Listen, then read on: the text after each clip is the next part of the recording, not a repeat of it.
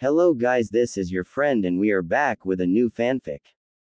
Which is what if Naruto entered the Ninja Turtles world and built a deadly harem, part 1. And if you enjoy this fanfic then please press the like button and subscribe to my channel for more fanfic like this.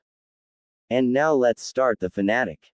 Naruto Uzumaki Namikaze, the Jinchuriki of the Kyuubi no Yoko and son of the Kiroi Senku and late Yondaime Hokage Minato Namikaze and the aka Arashi Kushina Uzumaki Namikaze, was currently in a one-tailed state of the Kyuubi's cloak with a purple Rasengan in his right hand glaring at Sasuke Uchiha, who was in his second cursed seal form with a black Chidori in his left hand. The Uchiha was cackling like a lunatic when he stared at Naruto with his fully matured Sharingan. Soon I'll have the ultimate power and with it I'll kill my brother. Feel honored that your death would bring me one step closer to getting stronger. He said while the blonde growled at him. I have no other choice, I have to kill Sasuke, sorry Sakura but he's not coming back to the village alive. He thought as his Rasengan grew bigger. After the two finished powering up, they leapt at each other with their signature techniques ready. Chidori. Rasengan. The two cried out as their attacks clashed against each other and created a huge shockwave that was when a dome of black chakra closed around them as they struggled to beat the other with their attack. Naruto saw the maniacal look in Sasuke's eyes. Damn it, Dobi, just die already. No one cares about you. You are a loser and a weakling. Die, you worthless fool. Die so that I can gain the ultimate power. He roared out as he added more chakra into his Chidori. The only one who's gonna die, Sasuke. He says while a second tail grows from the cloak. As you. He roared out as his Rasengan grew stronger and destroyed Sasuke's Chidori and tore through his hand and arm, sending blood, flesh and bone in different directions. Sasuke had a look of horror on his face as Naruto's technique beat his and tore through his arm. Before the Uchiha had a chance to even scream out in pain, the spiraling sphere tore through his shoulder and it was slammed into the left side of his head. It ripped through his skull and turned his brain into mush. Piece of skull, blood, and brain matter came flying out. His eye was destroyed in the process and the last thing Sasuke saw with his single Sharingan eye was Naruto's emotionless expression which showed no remorse in killing the traitor and then that eye along with the top of his skull was destroyed. Little did the blonde know that by doing this, a small tear in the fabric of time appears. The chakra dome shatters and was in the form of a dome of light and Sasuke's decapitated body was sent flying out of the dome and into the river and his body sunk to the bottom of the river, and with leaving Itachi Uchiha as the last male of the clan. The cloak receded and Naruto's face returned to normal, however the tear became bigger and the suction started to pull the frightened blonde into the void. Naruto was suddenly sucked into it and the vortex closed. Mindscape. Kyuubi no Yoko, the queen of the Makai realm and strongest of the Biju's eyes widen in shock and horror when she felt the huge amount of pain that was emitting from her vessel's body. She trembles in pain as the pain increased. Damn it. The kid got sucked into a dimensional vortex. There's no telling where he'll end up. If we survive, that is. She says and cries out as the pain affects her more. There was only one thing she could think of that'll save both his and her life. Sorry Kit, but in order for us to survive, I'll have to turn you into the very thing your kind fear and loathe. She says in a tone full of remorse and regret. Her body glows red and she sends a large amount of chakra into the seal, which glows and absorbs half of her yoki and her power. Vortex. Pain. That was all Naruto felt was pain. His body felt like it was being ripped apart and pulled into different directions. The pain was unbearable and tears fell from his eyes since he couldn't take it anymore. He let out an ear-piercing scream as while a light surrounded him and his body. Lap of the gods. In another realm, inside a temple that is surrounded by a dragon made of stone. 4 shadowy figures were sitting on their thrones inside of the temple. They are the Ninja Tribunal. They were each wearing different colored cloaks and helmets, Utram Shredder's helmet. The one wearing the silver blue cape and helmet silver glowing eyes widen as he felt a powerful presence enter their domain.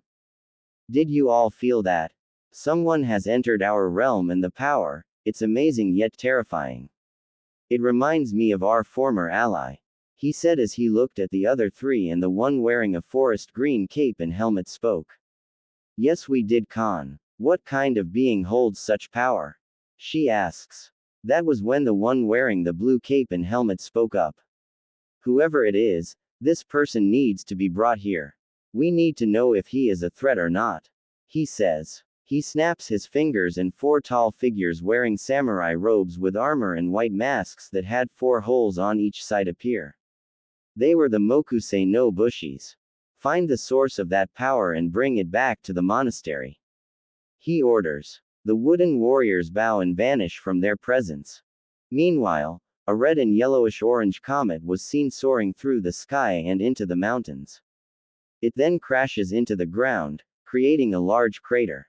When the smoke clears, it reveals a bruised and bloody Naruto whose shirt, jacket, and sandals were now gone, and he was lying on the ground face first.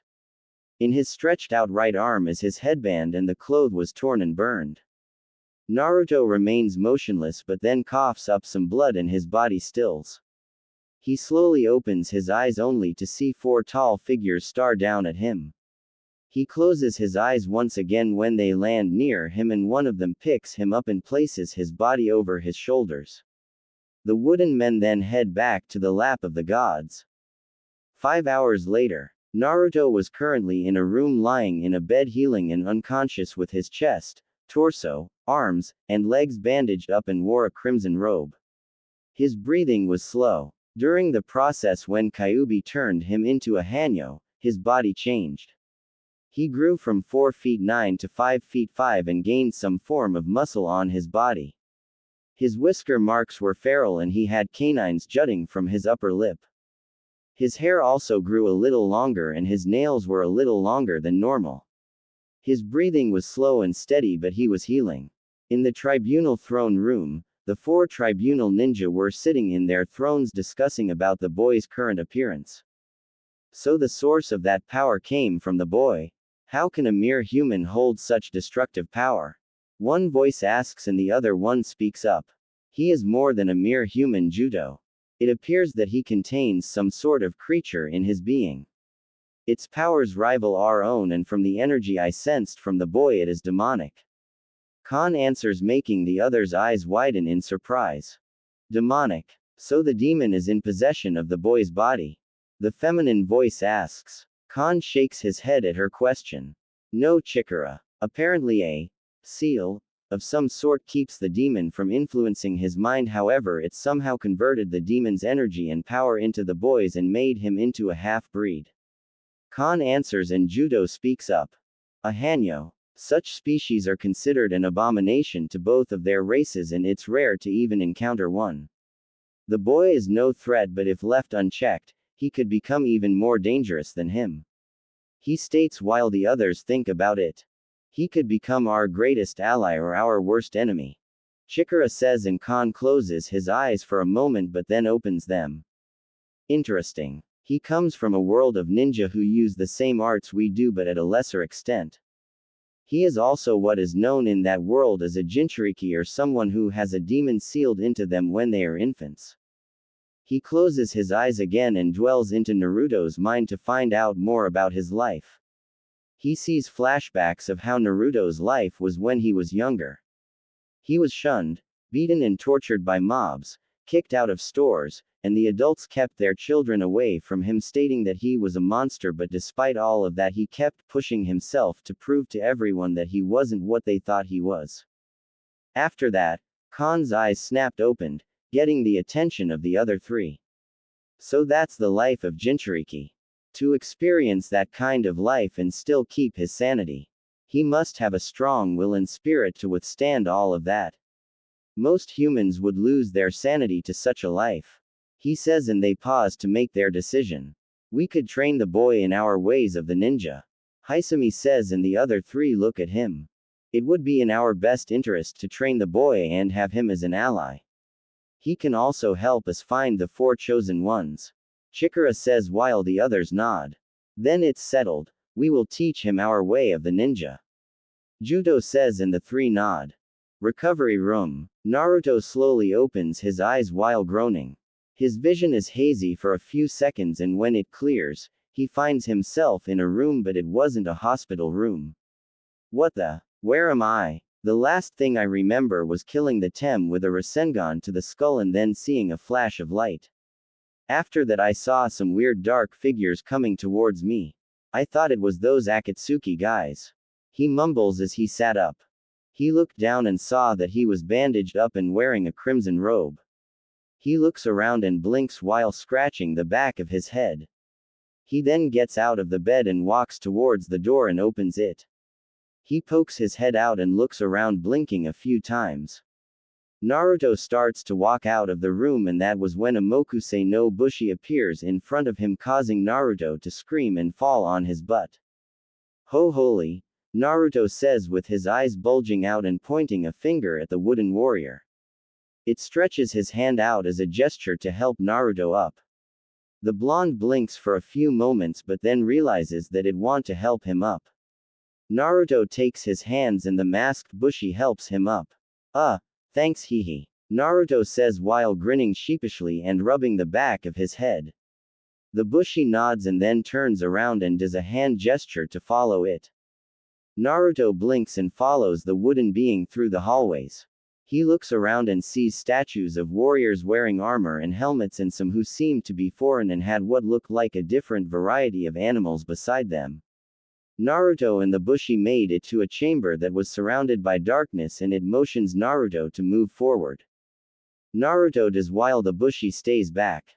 When Naruto walks into the dark room, the door slams shut, shocking and scaring the blonde. Oh okay, what the hell is going on? He asks while looking around in the darkness. That was when a four pair of different colored eyes shine in the darkness and stare at the frightened blonde.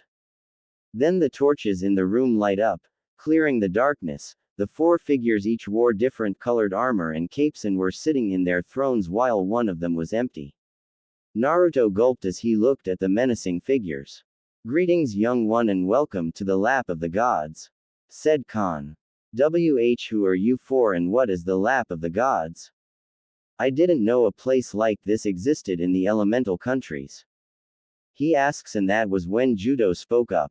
We are the Ninja Tribunal, masters in the mystical arts of ninjutsu, and so that you know, this place is not a part of the elemental countries, and also you are no longer in that realm. Judo states, making Naruto's eyes widen. I'm not. He asks, and Chikara shakes her head. No, you are not. You came here through a rip in time and ended up in our dimension. She explained, and Naruto was speechless. He was in a different world, and to top it off, he can't go back to his world. So I can never go back home. Great. Just great. He says, looking down at the floor.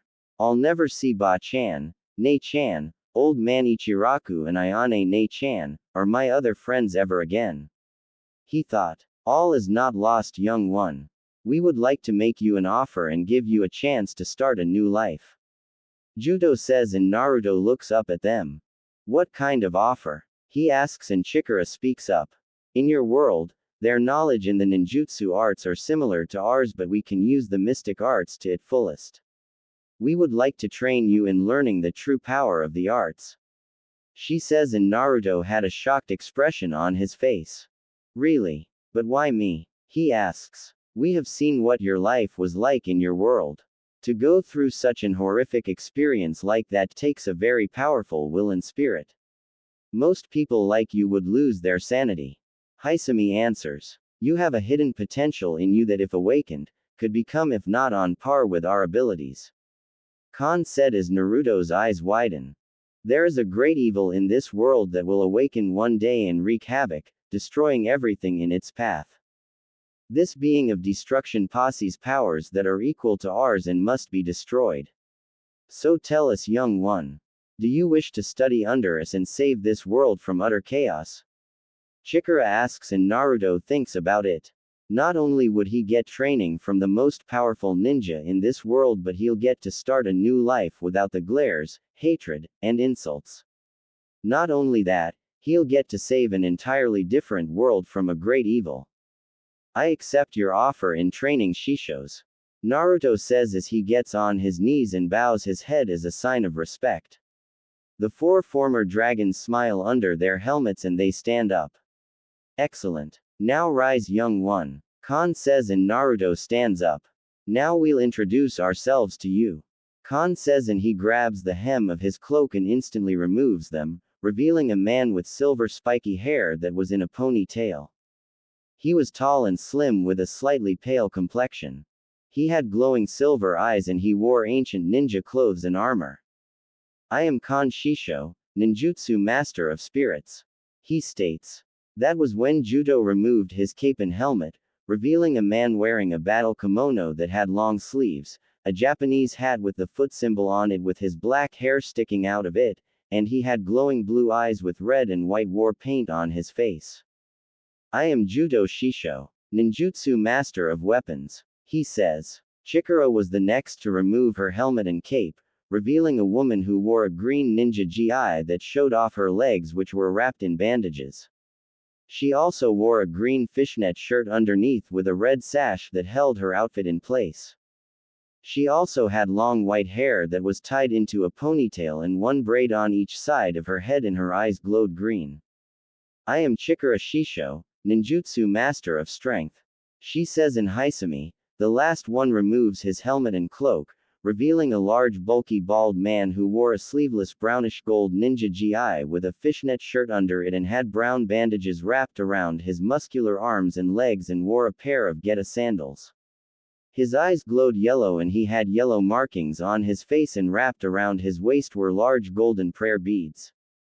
And I am Hisami, ninjutsu master of stealth. He says and Naruto looks at them with wide eyes. We were once human during our life but traveled across the globe learning about the mystic arts from other masters. When we completed our training we went from being human to forces of nature. Khan says. But before we begin your training.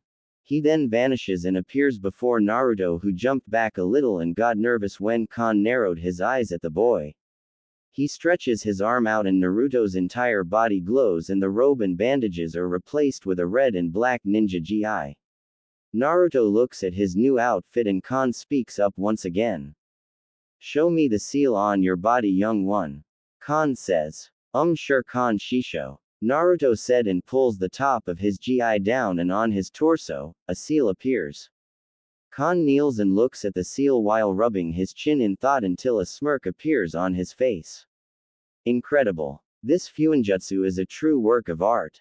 I've never in my life seen something so complex and powerful. Whoever created this was a true master in the ninja arts.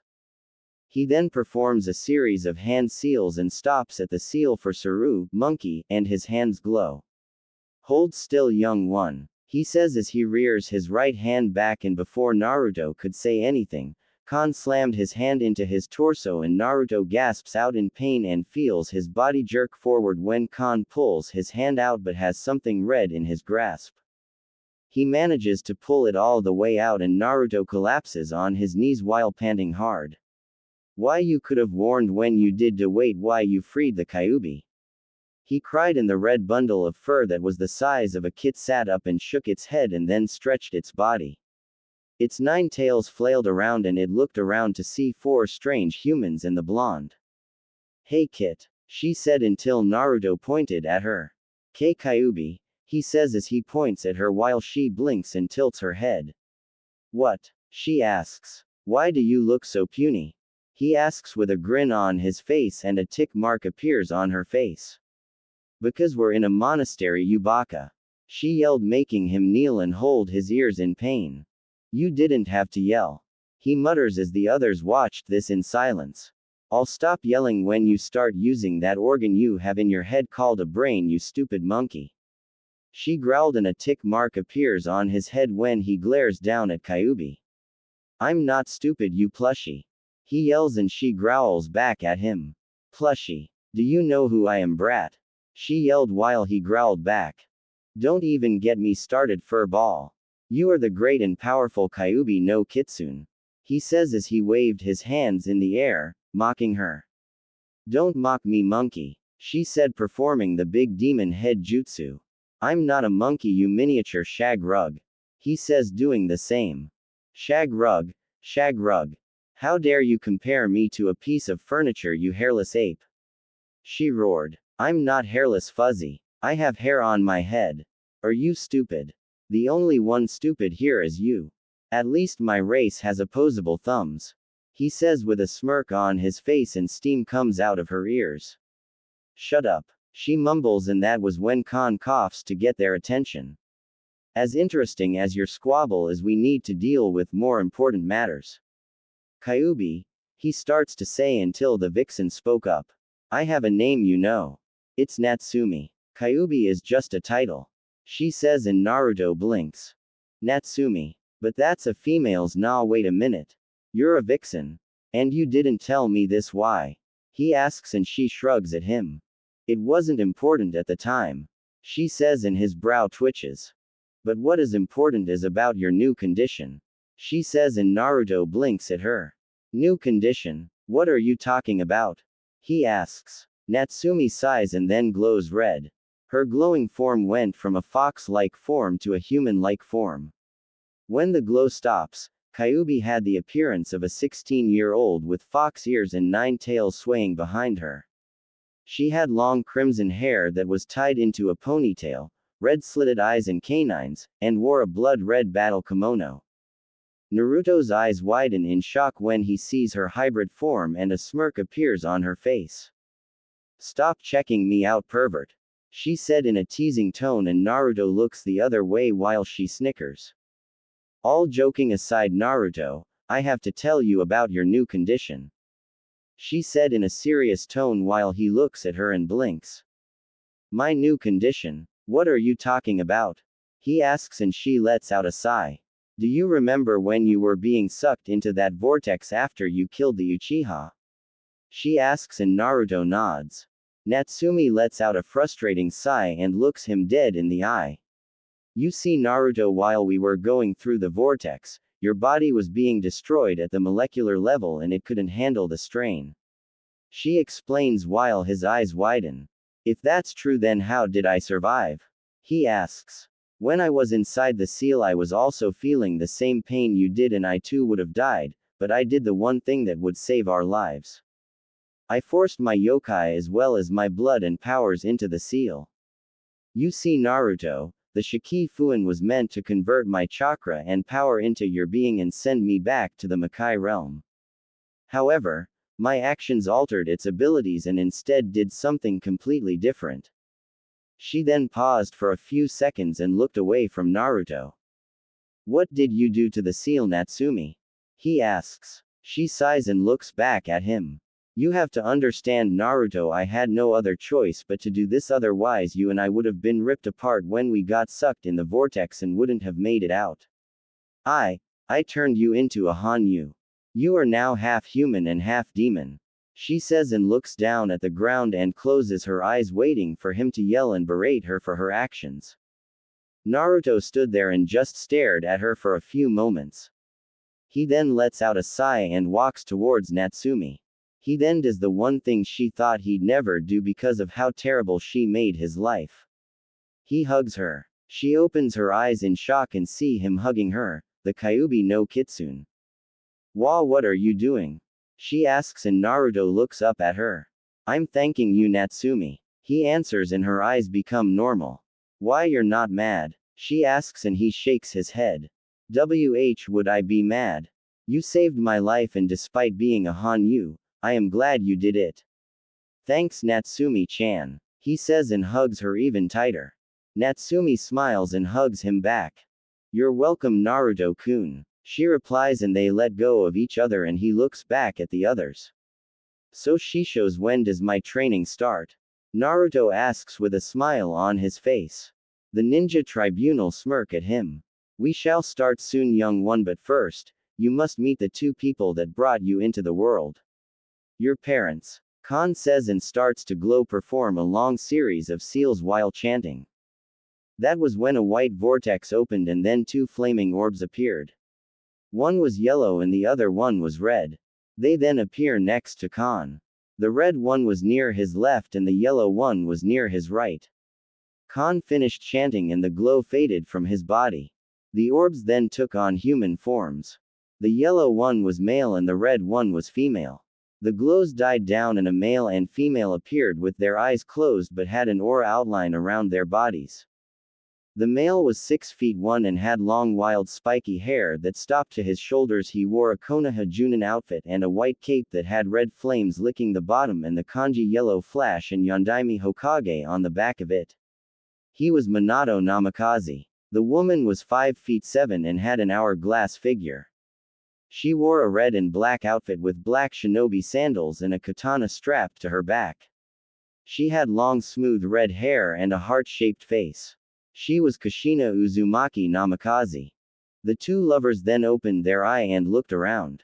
What the? Minato-kun, I thought you were in the Shinigami's stomach. Kushina asks as he looks back at her. So did I. Where are we? He wonders and they see Khan and the other tribunal ninja. Who are you for and why did you bring us here? He asks Khan, who speaks. We are the ninja tribunal Minato Namikaze. If you are wondering, then no, we are not in the place you call the elemental nations. You are both in a different world and it was I who summoned your spirits here. He answers. They both blink and look at the man. But why would you summon us here? Kushina asks and Khan smirks while folding his arms. Don't you want to have a reunion with your son? I do believe his name is Naruto Uzumaki, or in other terms, Naruto Uzumaki Namikaze. He answered and their eyes widen in shock. Minato looks down to see Naruto, who was looking at them with wide eyes. In his eyes, however, different emotions went through. They were surprise, happiness, sadness, and anger. His hands were trembling and his eye became glassy. Sochi, Kushina said in a quiet voice. Minato looked down at his son with a smile on his face. Hey Sochi, I own PPHH. He suddenly found himself hunched over when Naruto gave him a right hook into the gut, surprising him, Kushina, and Natsumi. Ouch, she said as Minato was on his knees clutching the area Naruto hit. You bastard. Do you have any idea how terrible you made my life? Do you know how much crap I had to deal with because of your actions? Why did you do that to me? How could you seal the Kyuubi in your own son and leave him with nothing? Tell me, why did you leave me all alone? He screamed out and tears fell non-stop from his face. Minato looked up at his sobbing and trembling son. Sorrow, sadness, and regret were on his face. He slowly stood up and walked towards his emotional son and pulls him into a hug. Naruto freezes at the hug, but then he sobs some more into his father's Jonin vest, letting out every emotion. Why did you do this to me? Didn't you love me? Why would you condemn your only son to a life of hell? He muffled out, causing Minato's heart to break, and hugged his son even tighter. Naruto, my son, I loved you more than anything, and the last thing I ever wanted to do is harm you. If I had found another way to seal Kyuubi into you, then I would have done it without hesitation, but sadly I couldn't. As a leader, I had to put the lives of many above my own. I'm sorry I gave you that burden, Naruto, but I had no choice. It tore me apart when I realized that I'd have to seal Kyuubi into you. Naruto looks up at his father and saw the looks of regret and sorrow that was in his eyes. I know you can never forgive me for that, Naruto, but I want you to know that I love you no matter what, and I'm proud of how strong you are. He says and ends the hug. Now there's someone else who wants to see you. Say hello to your Ka-san. He says with a grin on his face. My Ka-sa. He starts to say until he is pulled into a bone-crushing hug by a woman with red hair and grayish-blue eyes. Sochi. Kushina cries and she bawls her eyes out, not realizing that Naruto was waving his arms around because he couldn't breathe. Minato's sweat drops at this and speaks up. Kushina-chan, if you let Naruto breathe then he'll pass out. He says and she looks at him, blinking a few times, and then looks down at her pale son. She pulls him away to see his pale face and swirls in eyes. Oops, she says as his color returns and he breathes. Naruto looks back at his mother and a small smile appears on his face. Hey Ka-san, he says and she smiles back. Hey Sochi, look at you. You're as handsome as your 2-san. She says and he blushes in embarrassment. I bet you're beating the girls off you. She states and Naruto frowns. No. They were too busy chasing the Uchiha prick. He says and they look at him wondering what he was talking about. So Naruto explains what his life was like in Konoha and after he finished, both Minato and Kushina were pissed. If I ever find a way to return to life I'm gonna kill those fools, the Uchiha and beat the crap out of Jiraiya. Minato growls until Naruto speaks up. Well 2-san if you must know I killed the Tem before I got here. I shoved a Rasengan through his arm and skull. I'm willing to bet those Bakas on the council and that stupid snake are pissed at losing the last loyal Uchiha. He says with a smug look on his face and Minato and Kushina snicker. Well that's good son. I always hated the Uchihas. He says, you and me both Yondaime. Though I wish I had killed that bastard Madara for using me like a pet. Natsumi says and Minato and Kushina look at her. Who are you? He asks and Natsumi grins. You forgot about me Yondaime. I'm hurt. We fought 12 years ago. I have to say for a human you put up one heck of a fight. She says chuckling while Minato's and Kushina's eyes widen in horror. Kyuubi, how did you get out of the seal? He asks demands. Natsumi points to Kon and Minato glares at the man. Do you realize what you have done? He says and narrows his eyes at the man. Kon just smirks at him. Yes. I rid your son of his burden and before you retort Namikaze-san I along with the other 4 are capable of dealing with Natsumi. Just like her we are forces of nature. He says and their eyes widen. They look at Kon who nods in agreement. But wait. How did Naruto end up here? Kushina asks and Kon Natsumi explains the event with Naruto and Sasuke's attacks collide and Naruto killed Sasuke but the colliding powers caused a tear in the time-space continuum to open and suck him in. She also tells them that Naruto would have died if she hadn't forced her power into the seal causing its effect to reverse and turn him into a Hanyu. Both Minato and Kushina had shocked looks on their faces and they looked back at Naruto who was looking at the ground thinking that they would hate him now. Kushina snapped out of her shock and pulled him into a hug. It's okay Naruto-kun. We don't hate you because of your new condition. He looks up at her to the reassuring smile on her face and the same with Minato who smiled back. Thanks Ka-san, 2-san. I was afraid that you'd be like the villagers from Konoha. He says and they frown at that. That was when Kon spoke up. Minato-san, Kushina-san while I did summon you from a spirit realm but you have a limit to be in this plane. You'll both have to go back to heaven. He says and their eyes widen. Minato tried to speak up until Kon interrupted him. You don't have to worry about the Shinigami. You have served your time with him and he's allowing you to join your wife in heaven. Kon says and he nods. I see. He says. So you guys have to go already? He asks in a downcast voice. A sad smile appears on Minato's face and he pats Naruto on the head. Seems like it kiddo. But hey, don't worry. We'll be watching you. But before we leave I have a few gifts I left you. Hold out your right arm. He says. Naruto blinks but does it. Minato grabs his arm and mutters Kai while doing a ram seal. Naruto's hand glows and a seal appears on his forearm. A puff of smoke appears and when it disappears, 3 large seals appear on the ground. One was red, the other yellow, and the last one green. I placed those scrolls in a blood seal on your arm before I went to seal Natsumi and you. The red and yellow scroll contains each of our clan's techniques, fighting styles, and weapons. The green one is the forbidden scroll I created and it also contains our clan's valuables. He said with a smile on his face and Naruto's eyes widen as he looked at the scrolls and back at his parents. Another thing I left in the green scroll are some books on Fuinjutsu, and a dozen of my customized coats and the kunai that gave me the title Kiroi Senku. He says as he points to his white coat and Naruto's eyes were watery. Like father like son right kiddo? I mean the coat does look cool right? Minato asks with a large grin on his face only for Naruto to tackle him into a hug while saying thank you over and over. Minato chuckles at this and pats his son on the back. He lets go of him and Kushina smiles at her son. Sochi, I left my katana in the red scroll. It's been in my family since the clan wars and I'm passing it on to you. We come from a clan of swordsmen and water users and I also left you my whirlpool headband. She says as she hugs him and kisses him on the forehead. One more thing, son. He then places his index and middle finger on Naruto's forehead and they glow yellow for a while. It then fades and Naruto rubs it with a look of confusion. What did you do to me too, San? Naruto asks and Minato smirks. Oh, I just passed on my knowledge on Fuinjutsu into your mind.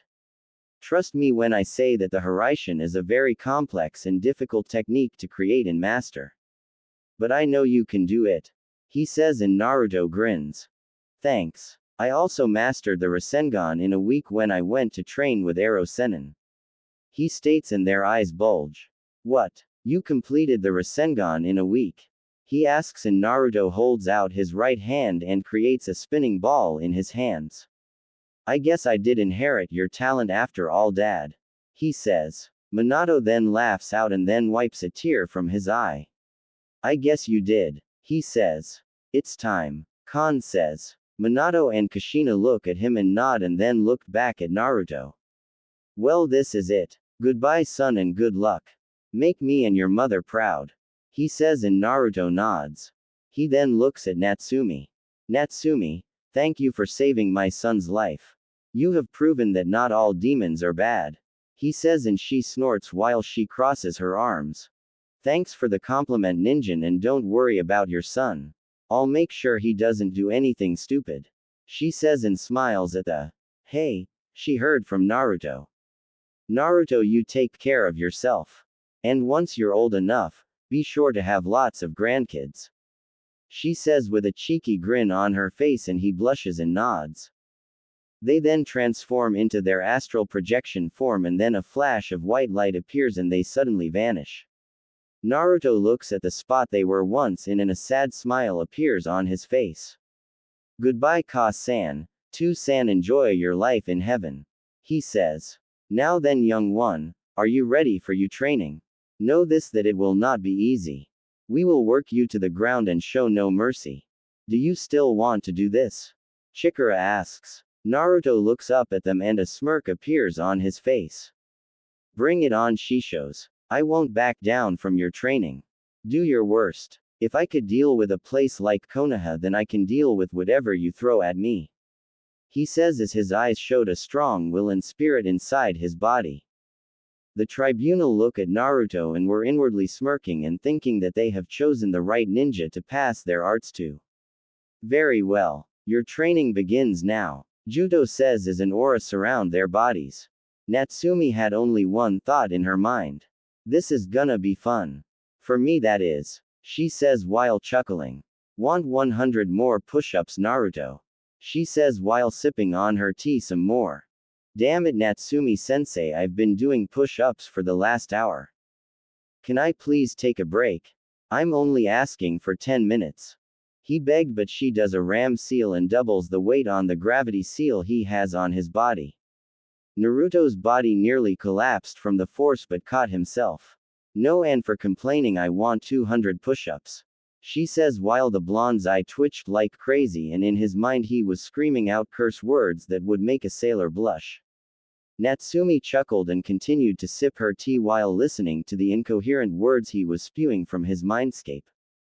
Khan, Judo, Chikara, and Hisumi were watching this from the castle roof.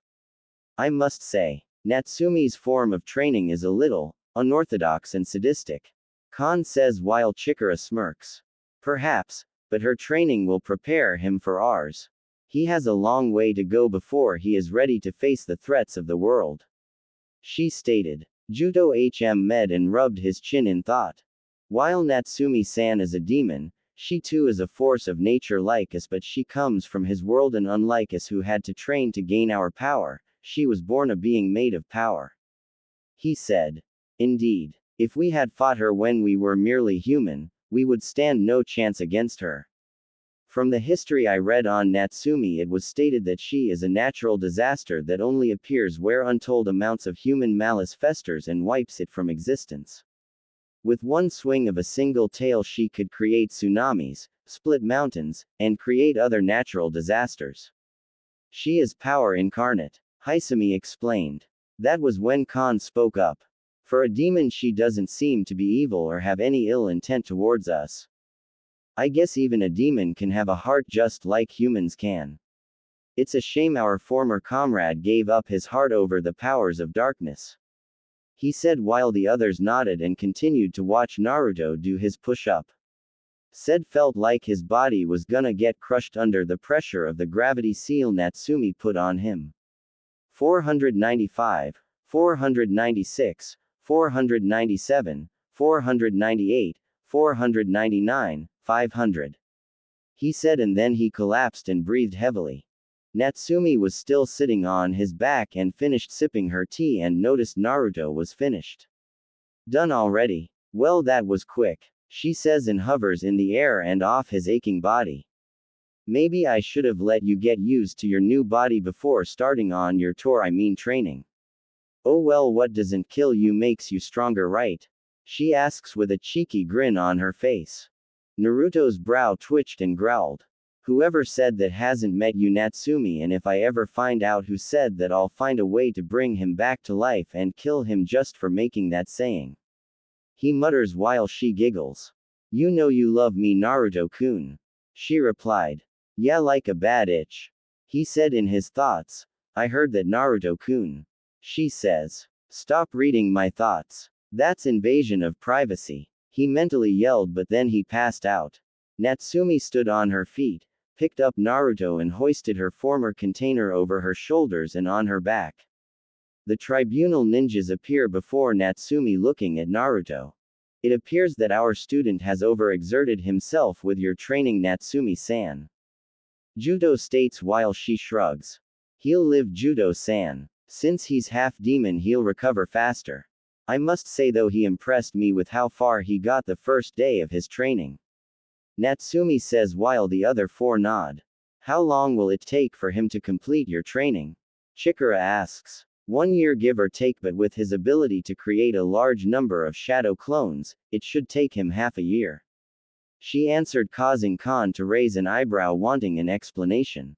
The shadow clone jutsu has the ability to pass on its knowledge to the original after being destroyed. He has to learn ninjutsu, genjutsu, taojutsu, kenjutsu, fuinjutsu, and senjutsu. It would normally take a human half of her life to complete her training in said arts, but with Naruto and his energy capacity, he can complete these forms in less than a few years, with the minimum being 4 or 5. She answered. Khan, Judo, Chikara and Hisami's eyes widen at the thought. That is an interesting technique, but I'm sure there is a drawback to it. Khan said, getting a nod from Natsumi. Yes. Dispelling them all at once could cause mental trauma or knowledge overload, since the human brain can only absorb so much info. She explained, and the Master of Spirits nodded. Luckily, he'll finish the training in the ninja arts in a year, to say the least. Afterwards we can teach him our form of the ninja arts. Chikara says. Since time in our realm is slower than the time in the mortal plane, he'll have plenty of time to master his skills. Natsumi looks at Naruto, who was now groaning, and chuckles. Will he be okay? Chikara asks and Natsumi nods. Oh, don't worry, this kid will train till he passes out. Even when he was fully human, he never knew when to quit. You can knock him down all you want, but he keeps coming back for more. Trust me, by tomorrow he'll be as good as new. She says while fire surrounds her and Naruto and shunshuns away. Naruto's room. Naruto was laying on a bed and groaning as his muscles twitched and his body was in pain but slowly healing. He was out of his torn GI and wearing a pair of blue PJ pants with no shirt. Oh Kami, I feel like someone dropped a 10-ton boulder on my body.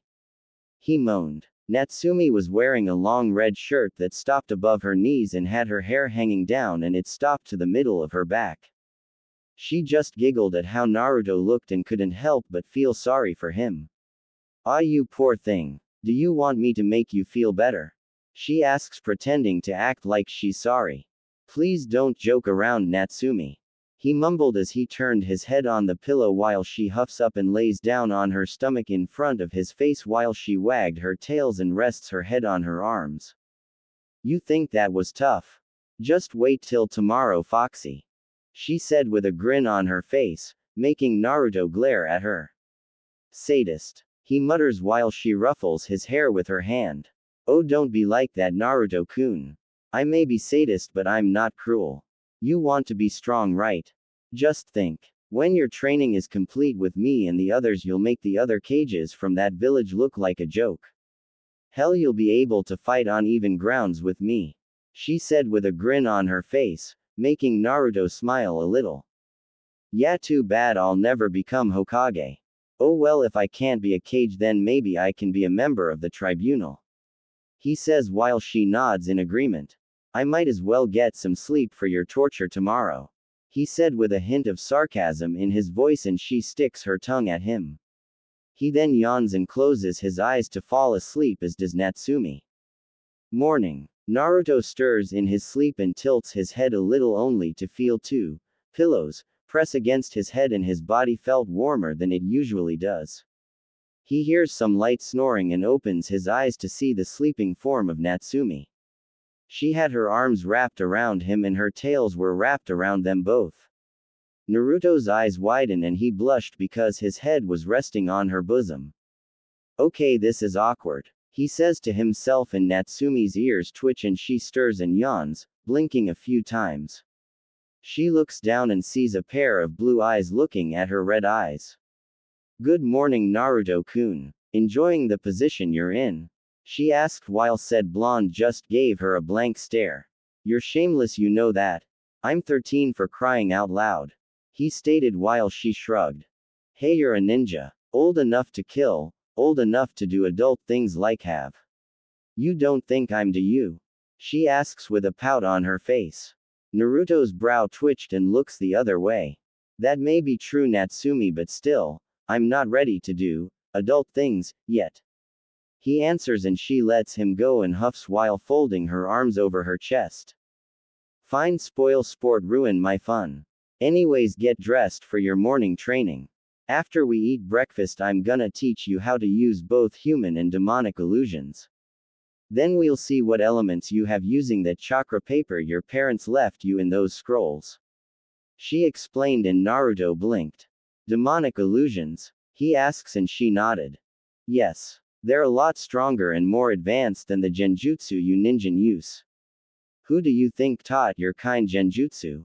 Plus, I'm a kitsune and we are master thieves and masters of illusions. She stated. Naruto had a look of awe on his face. Wow, so are they tougher to learn than human-based illusions? Naruto asks and she shakes her head. No, unlike the human-based ones, demon-based illusions don't require a lot of control or energy. The simplest way to cast them is to hypnotize the target with your eyes or make contact by either touching them or injecting your energy into the target. Plus, you create the illusion by only focusing your mental energy and determining what type it would be. I use them so I wouldn't be disturbed or to pull a few pranks. She answered. Naruto blinks at her and smirks. And here I thought you were a big bad demon with an ego the size of Hai no Kuni. He said. A tick mark appears on Natsumi's forehead and growls. Shut up, Kit. I am bad. I'm power incarnate. There's not a force in this world that can stand up to me. I'll have you know I used to use the Tanuki Shukaku as a punching bag out of boredom. She stated with her nose in the air and her arms crossed. And yet my dad, who was a puny ninja human, managed to seal you into my gut. He said in a deadpan voice, causing Natsumi to fall on her back with her feet in the air, and Naruto started to laugh out loud and clutch his sides. She stood back up and glared at Naruto with an blush on her face. Shut up. That fight didn't count because I was being controlled by that monkey with the Sharingan. If my mind was conscious, I would have sent him flying with a flick of my tail. She yelled while Naruto calmed down and sat up.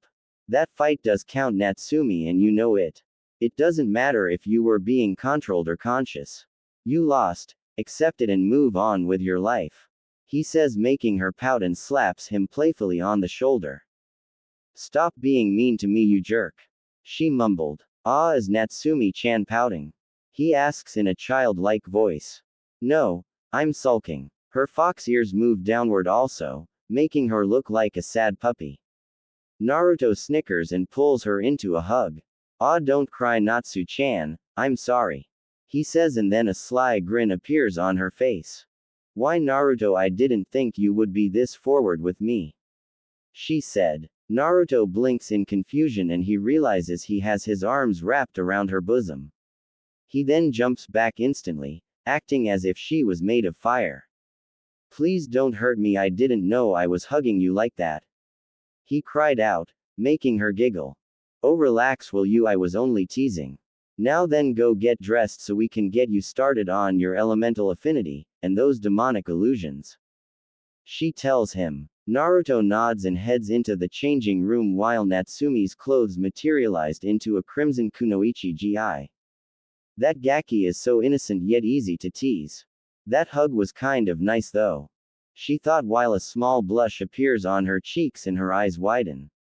Oh, don't tell me I'm falling for him. He's a teenager, for heaven's sake, but within a few years he'll be a major heartache to the female population. Who knows? I might consider making him my mate in the future. He has the qualities and traits for one. Not to mention he's fun to be around with. I'll just wait and see how far we go before I think about having a relationship with him. She thought and saw Naruto leave the changing room, wearing a blue ninja gi. During most of the morning, Natsumi helped Naruto in using Onagenjutsu. He could cast them effectively due to being half kitsune. He even created one that could be used for interrogation and making the victim believe he was being tortured. There was also one that would make him invisible and blend in with his surroundings. Right now, Naruto was sitting on his bed in a room reading a book that was in his father's scroll about beginning sealing. He had to admit, Fuinjutsu was an interesting yet complex art that very few learned. I'll have to thank Dad for giving me his knowledge on Fuinjutsu. This stuff is amazing. And to think he managed to create something as powerful as the Harishin. He thought. One of the tri-pronged kunai knives were sitting next to him and he picked one up, looking at the insignia seals on it. I have a long way to go before I can use them. I'll make you both proud too, San, Ka-san. He said and lays the kunai down, returning to his reading. It took him 2 hours and 50 minutes to finish the book in beginning sealing. He shuts the books and lets out a sigh of relief. Phew. Man, oh man, learning Fuinjutsu is tough. I might as well have the shadow clones read the other books. He then does a cross seal. Kage Bushin no Jutsu. He mutters and 3 clones pop out. Okay. I need you 3 to read these books on sealing. He says, getting a nod from them. The clones grab a book and start to read. Naruto gets off his feet and stretches and heads out into the Zen garden. He walks around the beautiful garden only to see Kon meditating and floating in the air in the lotus position with his eyes closed. Naruto watches him for a while and was about to go look for Natsumi until the man spoke up. Where are you going, young one? Kon asks without looking at the blonde. Naruto rubs the back of his head, smiling sheepishly. Oh hey Kon-sensei, I was just gonna go look for Natsumi to see if she'll teach me about my elemental affinities. He explained. Kon floated down onto the ground in the same position. Before you do, come and sit for a moment. Naruto blinks but nods and walks over to Kon and sits next to him. So Kon-sensei, where are the others? He asks his sensei. The master of spirits opens his eyes and looks at Naruto. Chikara is up in the mountains training. Juto is forging weapons and Hisumi is in the temple meditating. He explained, getting an "oh" from the blonde. Now then. Tell me about these cages that ruled in your dimension. He says. Naruto blinks for a while and nods.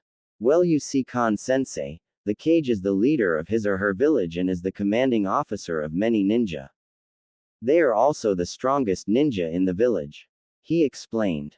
Khan nodded when he got the explanation. The 5 main elements represented the major countries of the elemental nations. They are Hai no Kuni, Mizu no Kuni, Suchi no Kuni, Kaminari no Kuni, and Kase no Kuni. Each one had a cage to represent them. They were the Hokage, Mizukage, Tsuchikage, Raikage, and Kazekage. They were in charge of the hidden villages they protected. He said, I see. So it is the strongest ninja who becomes the cage of the village. Khan asks Naruto, who nods. In a way, yes. I'm from Konohagakure. That's the village my father was the cage of. He became the Yondaime Hokage after the Third Shinobi War. There was also the Shadaime, who was the founder of the village. The Nadaime, the Sandaime, who was kind of like my grandfather, and his apprentice Tsunade, who became the Godaime after he passed on. He said in a solemn voice. Khan took notice of this and opened his eyes. Interesting, and these ninja were able to use an energy called chakra that gave them the ability to use the elements. Naruto nods at this. Yep. We could also do things like walk on trees, stick to walls, and walk on water. Naruto answered. Khan was even more interested now. That's incredible. So this chakra is both physical and spiritual energy that is used to create jutsus, correct? Naruto nods with a grin on his face. Yep.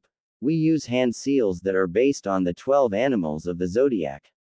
They are the tiger, horse, rooster, monkey, pig, rabbit, rat, snake, ox, dog, dragon, and bird. We also had the ability to summon animals we made a contract with. I signed one that was based off the toads. He answered. Khan couldn't help but be amazed, and a smile appeared on his face. It would seem that the elemental nations is an impressive place. Now I believe you have to go meet up with your sensei. Good luck in your training with her, Naruto. He said. Said blonde nods and gets up. Thanks, Khan sensei. I'll see you around. He says and leaps off the rooftops to meet up with Natsumi. That boy is destined for greatness. I can already see it. He says and vanishes in a swirl of silver energy. Natsumi was sleeping under a tree in her hybrid form with her ears and tails twitching slightly. Naruto lands in from her in a crouching position and watches her breath in and out lightly. Naruto snickers at this and reaches his hand out near her right ear and strokes it from behind gently. That was when he heard a purr come from her and she nuzzled her cheek against his hand. Naruto had to bite his bottom lip to stop himself from laughing. He continued to scratch her behind the ear and her purr grew louder. That feels nice, Naruto-kun. She mumbles. Naruto's face was turning red and was ready to explode. He stops stroking her ear and moves his hand away from her and hears a whimper escape from her mouth. Don't stop, I was enjoying that. She whined. Naruto couldn't take it anymore. A snort escaped from his mouth and he ran away right before Natsumi sat straight up, looking around blinking. Her ears twitched and she tilted her head in confusion. I could have sworn someone was here. She said to herself. Naruto managed to run back into his room and started to laugh his off and clutching his sides in pain while tears streamed down his eyes. After doing that for a few minutes, he managed to calm down and stand straight up again.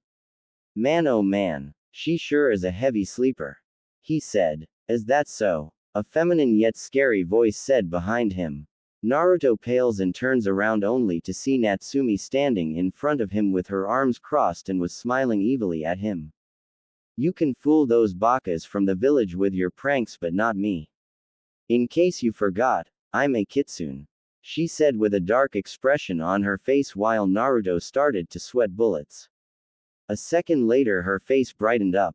But I'll let you off with warnings since I enjoyed the ear rub you gave me. Next time rub both and stroke one of my tails. She finished with a grin on her face, making Naruto face fault. After that little event, Naruto stood outside with Natsumi in a forest near the monastery. In her hand she held 2 chakra papers. Okay Naruto, I'm gonna explain the elements to you. Each element has a strength and a weakness. As you know, the 5 main elements are fire, water, earth, lightning, and wind. Each element is strong and weak against the other. For example, wind is weak against fire yet strong against lightning. Fire is strong against wind and weak against water. Water is strong against fire and weak against earth. Earth is strong against water and weak against lightning. Lightning is strong against earth yet weak against wind. So you see, each element balances the other out. She explained. Naruto nods at her explanation and speaks up. So what are the element's strong points? I mean, what are they best used for? Naruto asks Natsumi, who does a thinking pose. Simple Kit. Fire normally burns and melts whatever it touches, water drowns, earth crushes, lightning pierces, and wind cuts. The most difficult to use is wind due to the fact that it's wild and free. Untamable like you are, she said with a cheeky grin. Naruto was about to nod but then shouts a "hey" at her, making her giggle. Aside from the 5 elements, there is also light and darkness, but those elements are rare to gain for humans. There's also the sub-elements wood, ice, lava, blaze, metal, crystal, storm, and chaos. There is also a 6th element called gravity, but that too is rare to gain. She finished explaining. So how many can you use? Naruto asks. Natsumi looks at him and a grin appears on her face. Me. I have all of them minus gravity. She answered. Naruto's eyes were the size of dinner plates and his jaw was on the ground, making her laugh lightly. She gives him one of the chakra papers and he takes it. Now then, focus a bit of your chakra into the paper. If it burns, it's fire. If it gets wet and soggy, it's water. If it turns to dust, it's earth. If it crumbles up, it's lightning. And if it splits, it's wind. She states. Naruto nods at her and focuses a small amount of chakra into the paper. What happens next shocks even Natsumi. The paper split into 4 pieces and became soggy, burned, crumbled, and dissolved.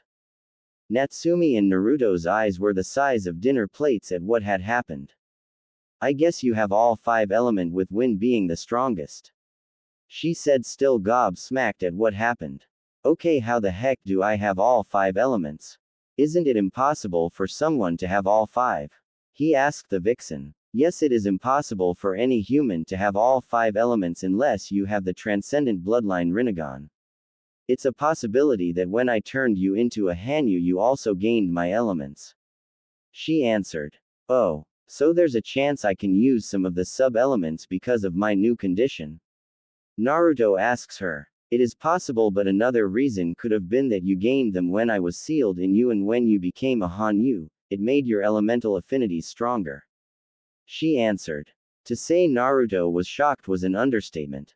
It's official. I am awesome. He yelled, pumping his fist in the air. Natsumi's sweat dropped when he did that. So am I gonna learn some powerful wind jutsu or what? He asks, ready to get started on training with his element. That was until his stomach growled and he blushed in embarrassment. First we get lunch and then we'll start on your elemental training. She says. After they took a break and ate lunch, Natsumi started to teach Naruto how to use wind-based chakra. She started it off by having him try to cut a leaf in half. Said blonde had sweat dripping from his brow when he and 8 clones worked on trying to cut the leaf in half. He was currently on his 12th leaf since the last 11 shredded to pieces. He focused a little more wind chakra into the leaf and watches the leaf start to cut in a perfect segment from the tips. Come on, almost got it, he says quietly when the cut becomes longer. Focus, just a little more, and that was when the leaf cut perfectly in half. Yes, I got it, he cries and falls on his bottom. The clones disperse while Naruto wipes the sweat off his head. That was not easy, he said and laid on his back. Natsumi's figure towers over him and she crouches down with a grin her face. Of course, cutting a leaf with wind chakra isn't easy, Naruto-kun. Wind is the most difficult element to control and master. Most users of the element don't even master it in half of their lifetime. You on the other hand can master this a lot faster than the other users due to the fact that you're a Hanyu, and thanks to the Shadow Clone's abilities, you'll get your training done in 2.5 years. I'm also gonna teach you different styles of taijutsu, kenjutsu, and senjutsu or the sage arts. She said. Naruto had stars in his eyes when he heard what else he'll be learning, but then he had a look of confusion on his face when she said senjutsu. Wait, what is senjutsu? He asks while a question mark appeared on his face. Senjutsu or the sage arts is a techniques based on sensing and gathering natural energy in the body and blend it in with your own physical and spiritual chakra. It is also called nature chakra and it must be balanced with your physical and mental chakra in order to use it properly. When you're capable of harnessing it, you achieve a form called sage mode, and with it, your ninjutsu, genjutsu, and taijutsu become even stronger than ever. She explained. Amazing. But how is sage mode gained? Is it affiliated with a certain energy source or animal? He asks. Natsumi answers him with a nod. Yes, it is Naruto-kun. The only person I've seen use sage mode was your father and Hashirama Senju. Nature chakra can be affiliated with a certain animal or with nature. Senjutsu isn't easy to learn and it takes a long time to master. I've never actually used it due to the fact I am a force of nature, but I can if I want since I'm affiliated with the kitsunes. Once we complete your other forms of training, I'll teach you how to use it. She says, and once again Naruto's eyes had stars in them. After his training in wind chakra, Naruto and Natsumi took a tea break for 10 minutes and afterwards she helped Naruto work in using his wind chakra. She taught Naruto how to augment his wind chakra through weapons like kunai, shuriken, knives, and katanas in order to increase their cutting power. Afterwards she taught him some futon jutsu like the Kei's no Yaiba, Daitupa, Rinkuden, Senpuken, and the Kamidachi. After learning a few wind jutsu, they started on fire elemental training, and to her amazement he was able to do a lot faster than with wind. She taught him the Gukyaku, Hosenka, Enden, Ruka, and Karyuenden.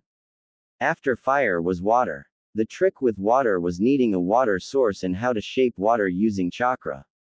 During this, she taught him Teppadama, the Mizu Bushin, Mizoripa, Sujinheki, and Suidagan.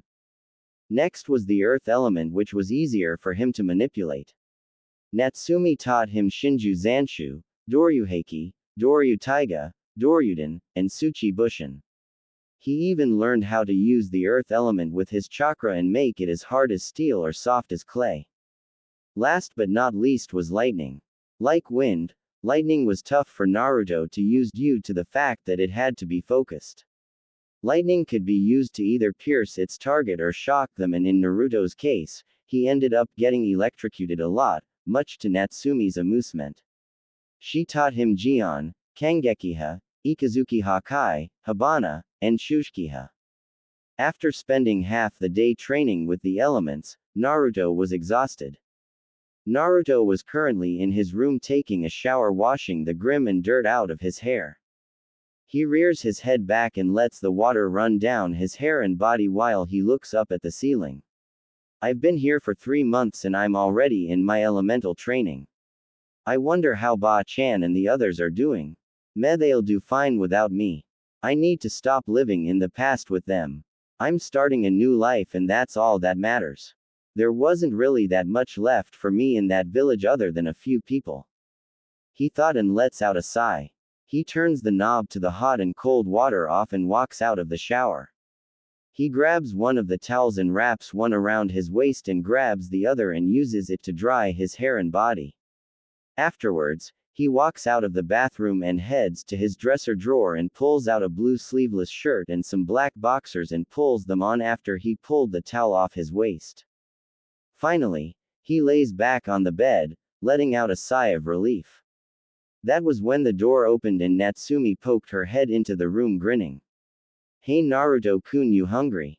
I got sushi and rice balls. Wanna share them with me? She asks. Naruto does a gesture with his hand telling her to come in. She does that and enters the room wearing the same shirt she wore yesterday with a tray of tea, sushi rolls, and rice balls. She sets the tray on the side and sits next to Naruto's lying form. Said blonde then sits up and sits next to her and stretches his arms before relaxing. Natsumi holds a cup of tea and a rice ball in front of Naruto, who takes it. Thanks, he says and bites into the rice ball and drinks some of the green tea with Natsumi joining him. They eat the food from the tray for a while, and when Naruto finishes his third rice ball he speaks up. Natsumi. Said Vixen stops drinking her tea and looks at the blonde Hanyu. Yes, Naruto-kun? She asks. Naruto rubs the back of his head and speaks up. I just wanna say, he stammers out while she blinks and set her tea down. Yes, she says while he rubs the back of his head. I wanna say thank you for everything you've done for me so far. He replies, making her go wide-eyed. Ever since we got here you've helped me more than anyone else from my former home did. You may not think of it being a lot, but it is to me. You've taught me a lot more than my so-called sensei did. For what you have done for me so far I thank you, and I'll find a way to pay you back for helping me. He says. Natsumi was speechless. He just thanked her for helping him despite the fact that she was mostly responsible for how his life turned out. A small blush appears on her face and she looks away from him. Why, you're welcome, Naruto-kun. It's the least I could do for how terrible your life was back in that place. She said that was when she felt some weight on her shoulder and looked over only to see Naruto had fallen asleep on her shoulder. She carefully sets his head on her lap and lets him rest there. You are truly one of a kind, Naruto-kun. Going through so much yet you still have your sanity. I've never met someone with a spirit as strong as yours. Your parents would be proud of you. I know I am, she says as she strokes his blonde hair gently. 2 years have passed since Naruto started his training with Natsumi and he excelled at an amazing level. Thanks to his ability to use shadow clones, the knowledge he gained from his father, along with the scrolls and books his parents left him, he was able to understand every form of the ninja arts. His chakra control was now mid to high kage level due to the rigorous chakra and physical exercises Natsumi made him do because of the large amounts of chakra he possessed, especially since he also had yokai, but it was a lot easier to control. The genin level exercises were tree walking, advanced tree walking, water walking, and advanced water walking, swimming exercise.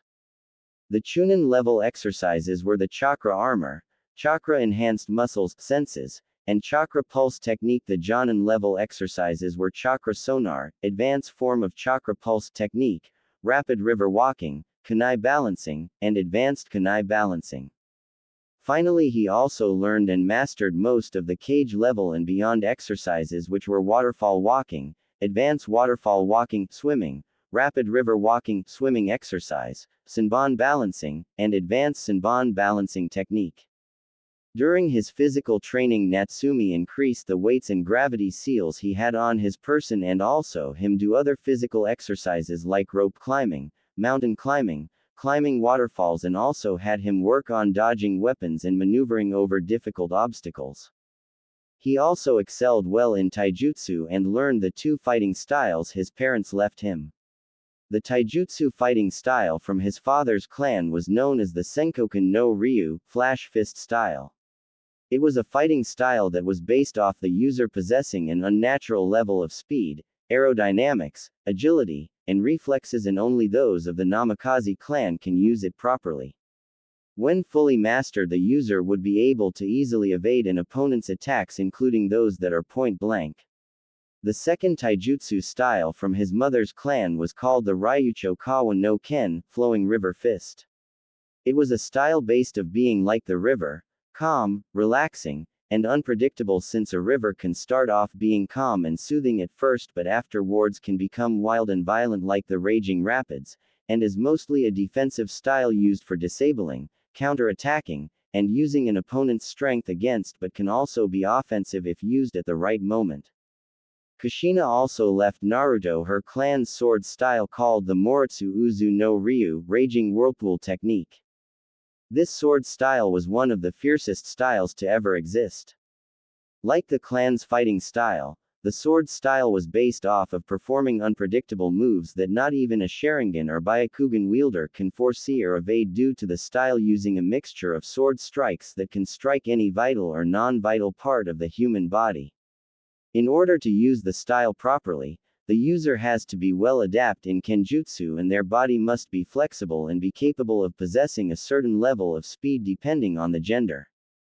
Natsumi mostly helped Naruto with his Kenjutsu by teaching him the basics before having him learn his mother's sword style. For Genjutsu, Naruto was at the very least high Anbu level. His strongest Genjutsu was the Kokuangyo no Jutsu, Infinite Darkness technique. His Taijutsu has also improved to the point where he could face Natsumi in a match. His ninjutsu was without a doubt his greatest advantage and he was a genius in creating his own jutsu. He was highly proficient in using the 5 main elements and sub-elements. He also managed to not only manipulate the chakra-based elements but also the natural elements themselves.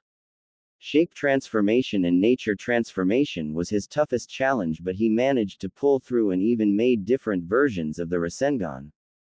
Out of all the ninja arts though, Fuinjutsu and Jikuken, time, space, jutsu was something he took to instantly just like his parents did. After getting the basics down and understanding the schematics, designs, and the strengths and weaknesses of each seal variety, he managed to get close to his father's level but still had a long way to go before being a true seal master like he was, and the same went with Jikuken ninjutsu. He learned how to absorb and direct attacks in different locations as well as found a way to send objects into a pocket dimension and leave them there until he wanted to return them to his dimension. The Hiraishin, Flying Thunder God, was without a doubt the toughest and most complex jutsu Naruto ever had to learn, and the blonde had to admit creating the seal formulas as well as learning how to use it correctly was the most challenging thing he's ever had to do.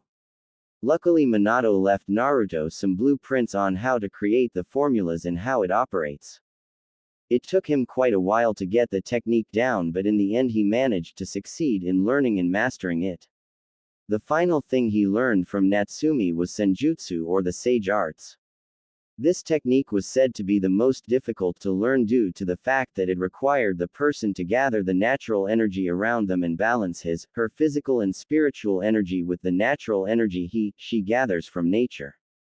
While the process seemed to sound easy, it wasn't, because aside from having a perfect balance of physical, spiritual, and natural energy, the person, while gathering natural energy, must remain absolutely still in order to be one with nature, and also needs to possess a large amount of chakra.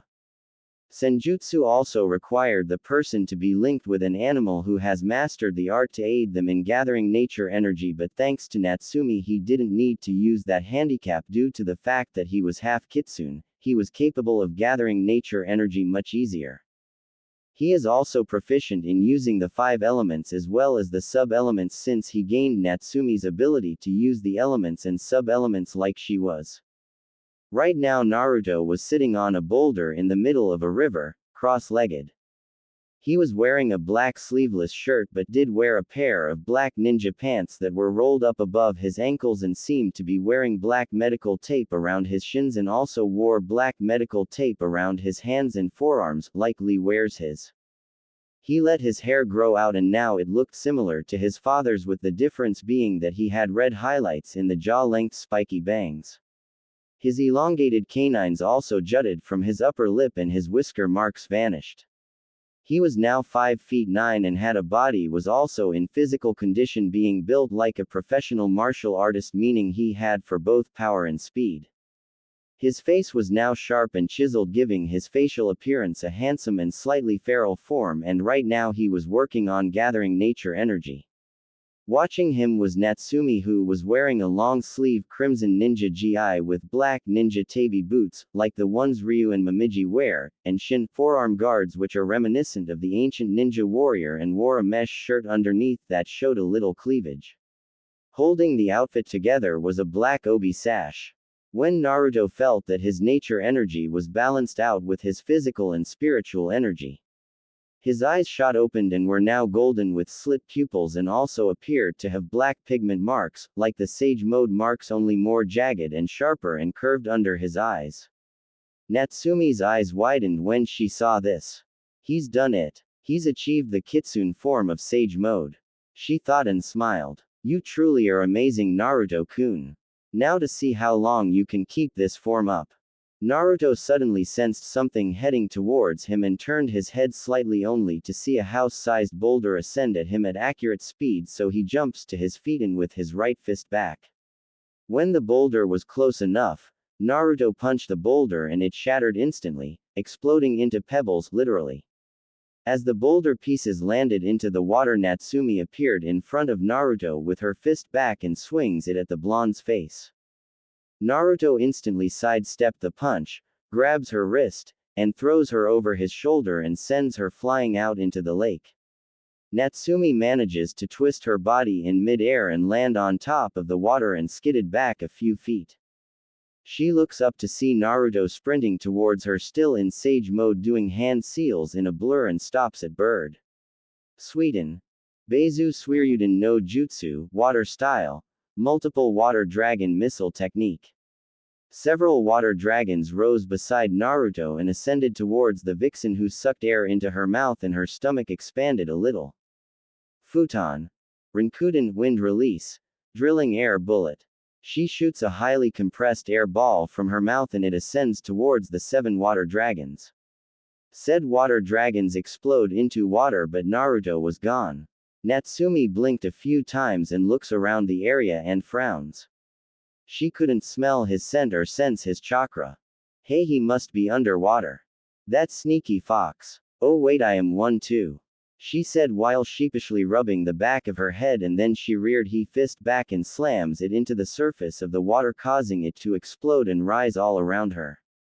Naruto leaps out of a wave and skids across the water, still in sage mode, does a few hand seals and fires a white fireball that ascends towards Natsumi while the heat alone made the water steam. Said vixen does a hand seal and a large wall of water rises in front of her. When the fireball made contact, it resulted in steam forming and covering the area. Natsumi stood in the middle of the steam-covered lake. TCH. Figures he would use that jutsu against me, since it nullifies my senses, and since he's suppressing his yukai and chakra, I can't sense him nearby. She muttered and then closes her eyes for a few seconds and activates sage mode. She suddenly spins around, performing a backhand strike that was blocked by Naruto, but the impact sends a shock wave that cleared the mist away, and the two were now in a grappling contest and neither of them was budging. Natsumi snarls and pushes her arms forward while Naruto smirks and puffs away, surprising the vixen. That was when Naruto appears behind her and wraps one hand around her waist and another around her neck and pulls her underwater. Underwater, Natsumi struggles to get out of Naruto's vice-like grip, trying to pry his hand from her waist and neck, only for the blonde Hanyu to increase his grip and make her gurgle. She then growled and her eyes glowed red. The water started to rise and then explode, and 2 blurs leapt out of the water, crashed into the ground hard, tumbled around a couple of times, and then stopped, with Natsumi straddling Naruto's waist and trying to strangle him with her hands, while said blonde had his hands around her wrists and struggled to keep her hands away from his neck, but then started to slowly push her hands away and slowly sit up, with Natsumi's eyes widening in disbelief. That was when Naruto pushed her and pinned her on her back, pinning her arms over her head and using his body to pin her down. Natsumi struggled for a while but then stopped and glared at a grinning Naruto. Do you yield, Sumi-chan? He asked, and said vixen glared at him for a while but then sighs. Yes, I give up now, let me up, she said, irritated, until Naruto leaned down until his face was a few inches close to hers and a blush formed on her face. Hey, you're too close, she said nervously. I know, I just wanted to do this, he said, and the next thing she knew, he pressed his lips against hers, making her eyes widen until he deepened it. A moan escaped from her lips and she closed her eyes and returns it. He releases his hold on her wrists, allowing her to wrap her arms around his neck, and he gets back up on his feet, wrapping his arms around her waist and continuing the tongue war for a few more minutes until their lips parted and were trying to regain their breath. Wow, where did you learn how to kiss like that? She asked Naruto, who just smiled. Ironically, Mom left me some books on romance. He answered, which made her raise an eyebrow. I think she and Dad somehow knew we'd get together. Kinda ironic, huh? You falling for your former vessel who's now a turned Hanyo? He asked cheekily, only for Natsumi to blush and slap him on the shoulder. Shut up, she said as he let her down. She wrapped her arms around him and rests her head on his chest while he wraps his arms around her and rests his chin on her forehead for a while and then speaks up. Hey, let's head back to the compound and get changed since we're both dirty and dripping wet. He stated while she looked up and nodded. She suddenly squeaked out in surprise when he scooped her up in his arms bridal style. Hey, what are you doing? She stammered out while he grinned. Carrying you, of course, he said while her blush grew. Be baka. I'm not a damsel now, put me down. She ordered. I never said you were. I just like carrying you. He stated, which only made her face heat up more and she puffed her cheeks out and mumbles. Fine, but you have to take a bath with me. She said, grinning while he blushed and sputtered. What's this? Is the son of the Kiroi Senku afraid of taking a bath with the opposite? Don't worry, I won't bite, unless you want me to. She teased as she wrapped her arms around his neck, but then she started to giggle and squirm when he started to tickle her sides with his fingers. Stop it, she begged, and he did, getting a pout from her. I hate it when you do that, she muttered while he grinned and shunshine to the bathhouse. Bathhouse. Naruto was walking into the private bathhouse clad only in a black towel that covered up his lower body. He makes his way towards the bath, removes his towel, and slips into the water, sighing in relief and leaned against the edge of the large bath. Ah, now this feels nice, he says, enjoying how the warm water soothed his body. I see someone's enjoying their bath, said a feminine voice. Naruto turned his head to see Natsumi wearing a deep red tower around her hourglass body and that he saw her hair fall down to her waist. Naruto, on the other hand, lets out a wolf whistle. Hello, fox girl, he called out, making her blush while walking into the bath and slowly removing her towel and tossing it aside. Naruto's eyes bugged out and blood dripped from his nose when he saw her in her birthday suit. She, on the other hand, giggled at this and then soaks into the bath, sighing in content. Now this is soothing, she said, neck deep in the water while Naruto nodded in agreement. I have to say, Naruto-kun, you have improved a lot over the last 3 years of your training under me. In my opinion, it was pretty amazing to see someone your age progress like that. Naruto smiled and leaned back into the bath. That was because I actually had someone train me and not neglect me just because I don't have a special bloodline. Those Uchiha-loving bakas from the village were probably throwing a fit when they found out that their golden boy was dead. I just wish I was there to see the looks on their faces. Natsumi chuckled at this and thought the same thing. The only good Uchiha, in my opinion, is a dead one, she said, and then scooted over to him, pressing her body against his. Naruto decides to play along and wraps his arm around her while she rested her head on his chest. You know, for being known as the big bad vixen, you're pretty lax, he stated, which made her smile. That's because I don't have to worry about power-hungry humans trying to turn me into a weapon, she stated. You know, not all humans are bad, Natsumi, Naruto stated while she sighed.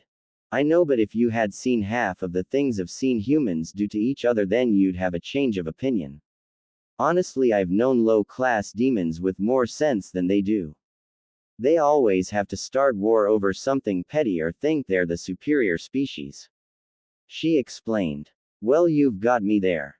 But let's not worry about those guys from the elementals. Just like me, you finally have a chance to start a new life without having to keep looking over your shoulder or keeping one eye open at night, he said, and kissed her on her forehead. So for the next couple of minutes they took turns washing and teasing each other for a while and then changed into their bed clothes. After eating dinner, they decided to head off into bed. Naruto was resting on the bed wearing a pair of black sweats without a shirt. Natsumi was sleeping on top of him wearing a dark red tank top and a pair of biker shorts that hugged her figure with her head resting on his chest. Naruto had one arm wrapped around her waist and was purring quietly because his other hand was stroking a few of her tails. Morning. The sun rays shined through the window in Naruto and Natsumi's room, and Naruto groaned when the rays hit his closed eyelids, so he turned his head to the side and slowly opened his eyes, only to see Natsumi snoring lightly beside him with her chest rising and falling slowly. The blonde Hanyo got up and went to take a shower and then get dressed in his ninja gi and make breakfast for him and Natsumi. Natsumi stirred in her sleep and the scent of food being cooked entered her nose. She slowly opened her eyes and sat up to see Naruto gone. She then yawned and stretched her arms out in order to get the kinks out of her body. She hopped out of the bed and saw a note on the dresser. "Hey Natsumi-chan, when you get cleaned up and dressed, head to the dining and join me for breakfast." She then saw a chibi form of Naruto smiling and grinning while performing a peace sign on the letter and giggled at it.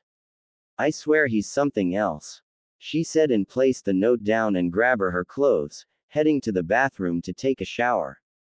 Meanwhile, Naruto had just finished making breakfast, which consisted of scrambled eggs, bacon, and French toast along with 4 glass cups that had orange juice and milk.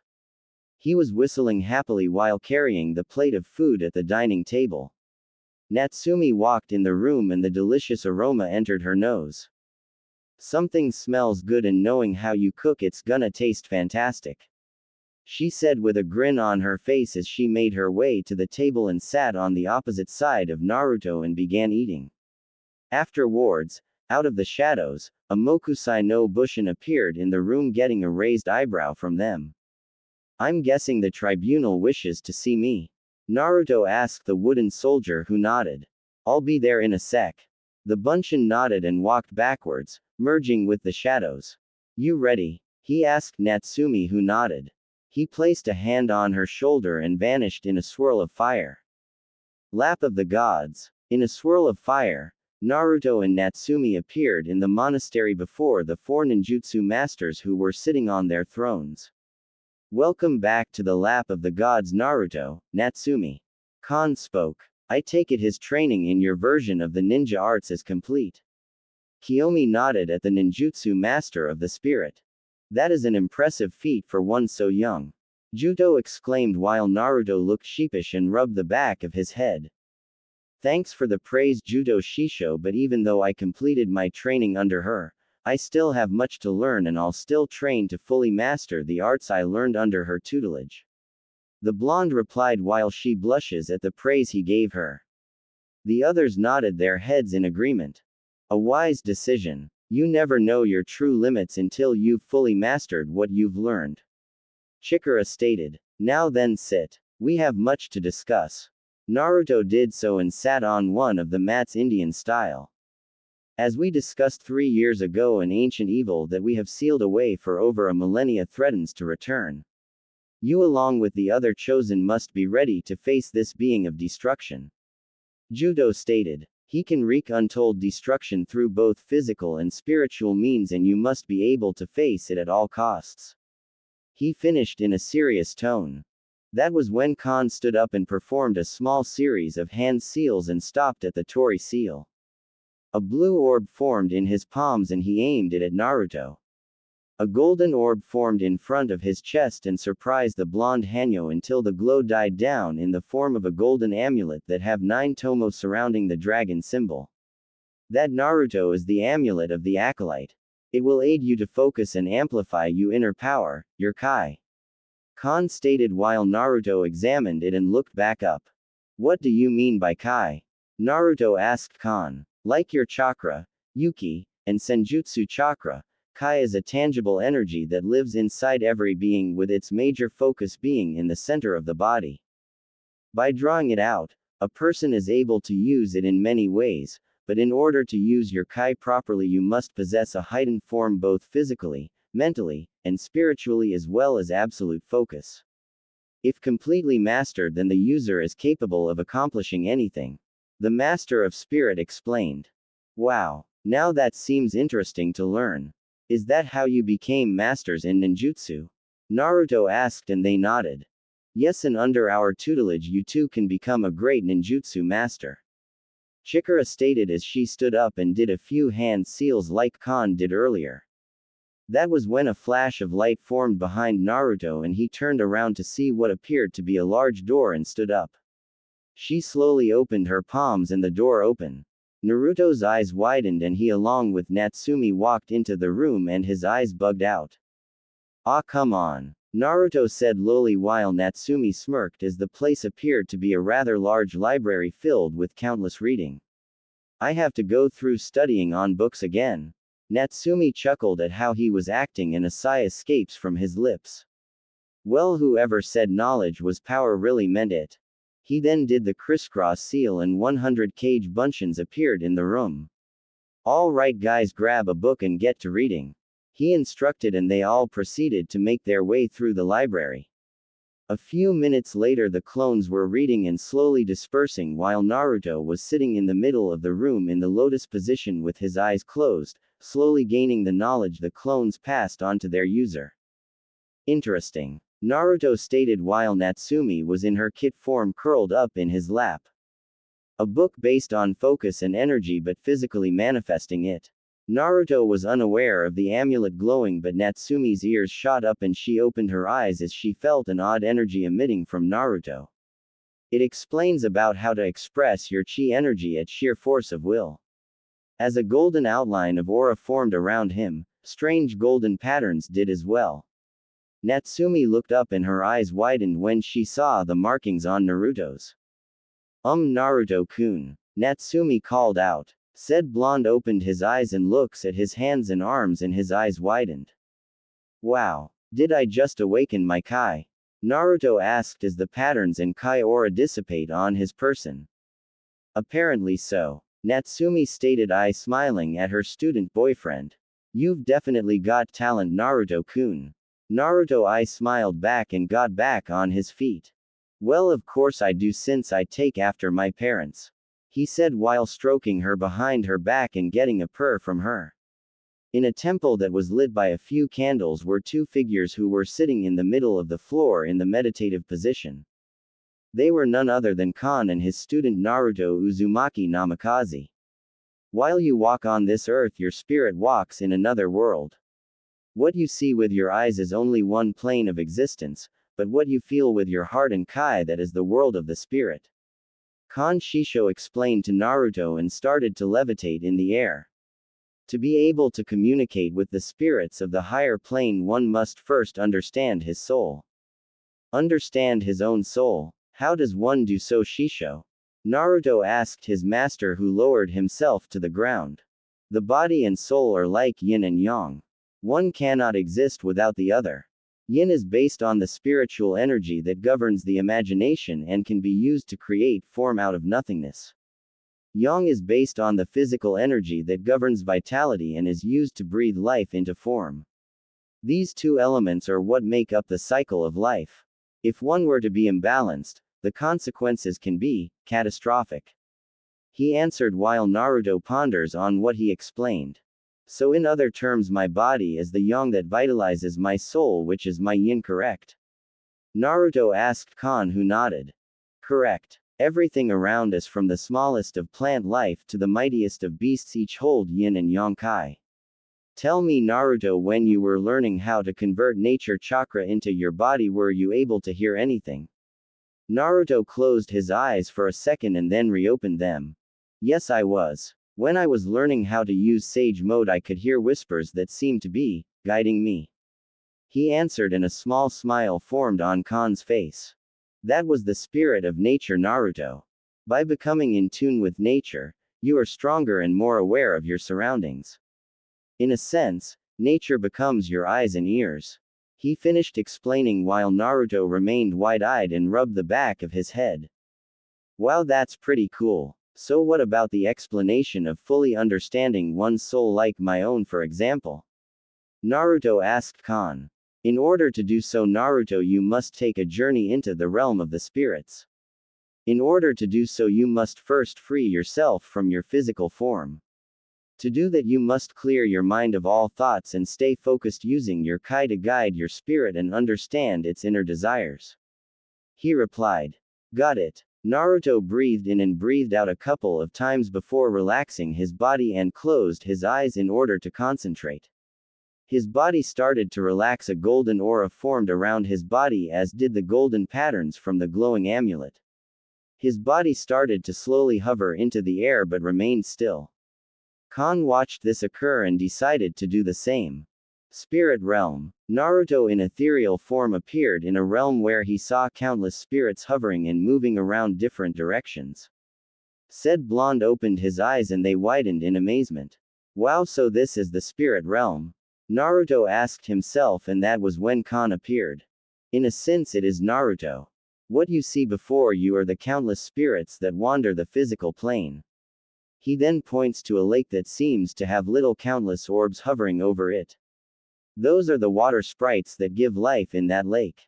As I said, everything around you is made up of a certain amount of entities whose purpose is to make sure the life cycle continues.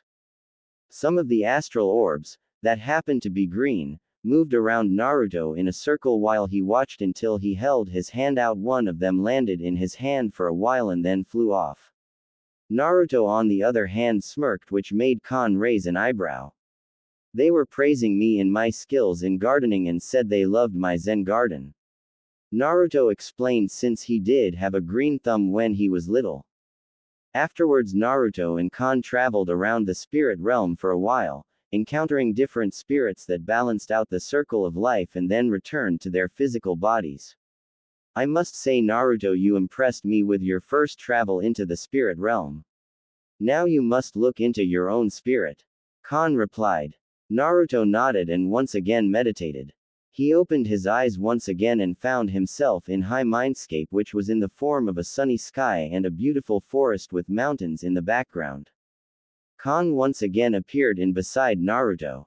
As you can see, Naruto, this is your mindscape. This place is revolved around your emotions. Positive emotions such as happiness, joy, and peace make your mind look like this. But when you're facing negative emotions such as anger, envy, and rage, your mindscape darkens and becomes a furious storm. He explained while they walked through the forest and then hiking up the mountain. As they made it to the edge of a cliff, they saw a version of Konoha, but hovering over the village was a storm that rained lightning.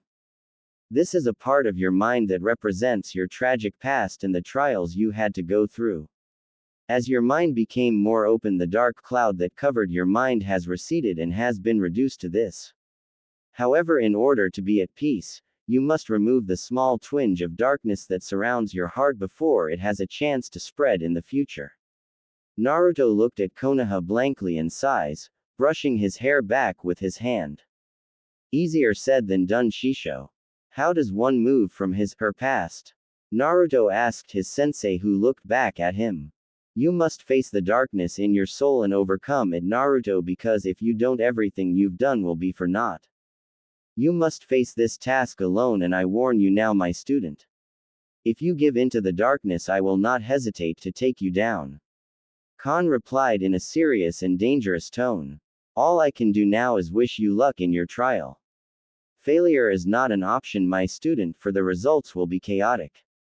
With those final words, Khan vanished in a swirl of energy, leaving Naruto to face his inner demon. Naruto looked at his past, that was Konoha, and sighs. I have to face my demons sometime, and now is that time. Naruto said to himself and leapt off the cliff towards the village. As he ascended, he entered the storm cloud and bolts of lightning zapped him, but he just shrugged it off. Afterwards, he appeared out of the thundering clouds with white lightning surging through him and headed towards the ground. Boom! He landed on the ground, crouching down while the area around him shook and formed a small crater. He stood back up and found himself in the middle of his former village and looked around the area. Next he walked through the market district and the whispers entered his ear. Demon brat, monster, murderer. Why don't you go back to hell with your own kin, you abomination? Let's kill that creature in the name of the Yondaime. Naruto paused and clutched his head for a few seconds, trying to shake off the voices, and continued to make his way through the empty village. As he did, he paused and frowned as he sensed something. Whoever you are, come on out. He ordered and heard a dark chuckle from the shadows of an alley. As you wish, King, said an eerie and psychotic voice, and Naruto saw a pair of red eyes. As the shadowy figure walked out, Naruto's eyes widened in disbelief at what he saw. Temple, Kan, Judo, Chikara, Hisumi, and Natsumi were circled around Naruto's meditating form. So he is facing his inner darkness. I didn't think it would be this soon. Judo stated to his fellow tribunal members. Better to have him face it now than later. Facing one's inner darkness is not an easy task, especially for those who are weak-minded. All we can do now is pray that he doesn't give into the hate in his heart, otherwise we'll have to, Chikara stated. That won't happen. Naruto-kun is stronger than that, so get whatever thoughts you're having out of your heads. Natsumi snapped back at the four. This is nothing to Naruto and he will win. He has to. She said the last sentences quietly but was confident in his abilities. Mindscape. Naruto was staring into the eyes of what appeared to be his darker half, who seemed to possess red spiky hair in contrast with Naruto's blonde hair and had red slit eyes. Hello Naruto, long time no see. Naruto frowned as he looked at his grinning doppelganger.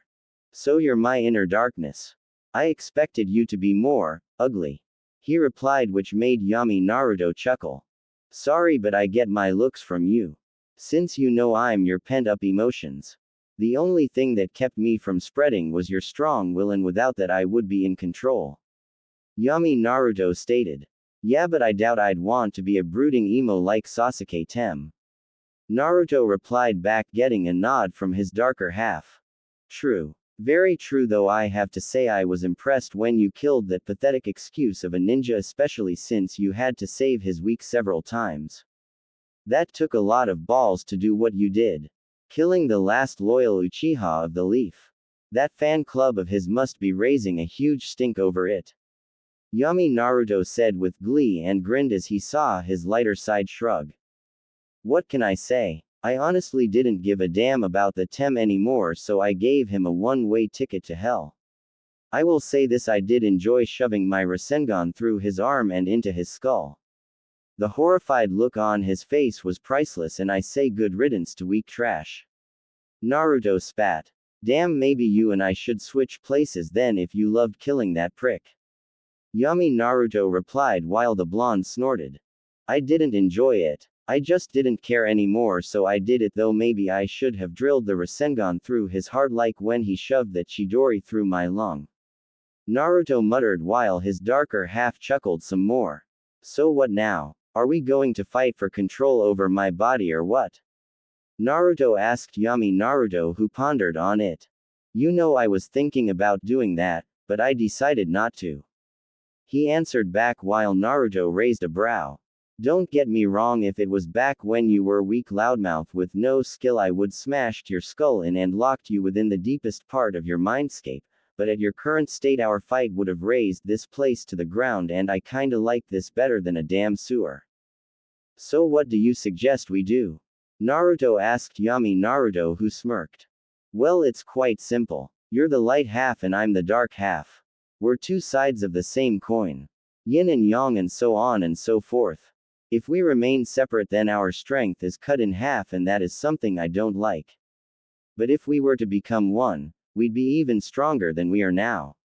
Yami Naruto answered. Naruto's eyes widened at the suggestion and thought about it for a while.